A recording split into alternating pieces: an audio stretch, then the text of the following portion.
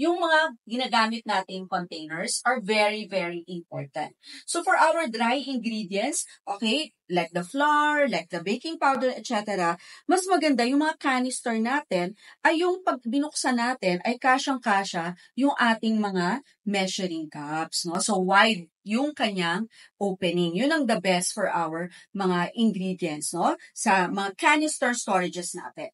They are not based, alright, like mga walnuts, almonds. First, dapat airtight yung kanilang mga containers. And also, dahil they are prone talaga na pwedeng langgamin, ilagay natin sila sa inyong ref or sa inyong chiller. Okay? Even the almond flour, because almond flour came from almonds. So, sila po yung talagang madali talagang langgamin. So, better store them in the chiller kung hindi naman po natin palaging ginagamit. And surprisingly, mga ka-bakers, ang hindi nilalanggam ay ang ating mga sweeteners and sugar substitutes. So, pwede sila at room temperature. Hindi po talaga sila nilalanggam. Ayan. So, and then other ingredients like flaxseed, flax meal, no, and then even your yogurt, egg white powder, whey protein powder, it's best to store them in the ref or in the chiller. Kasi mas madali silang masira or they easily turns out rancid, no? Madali silang mangamoy. Okay? So to extend their shelf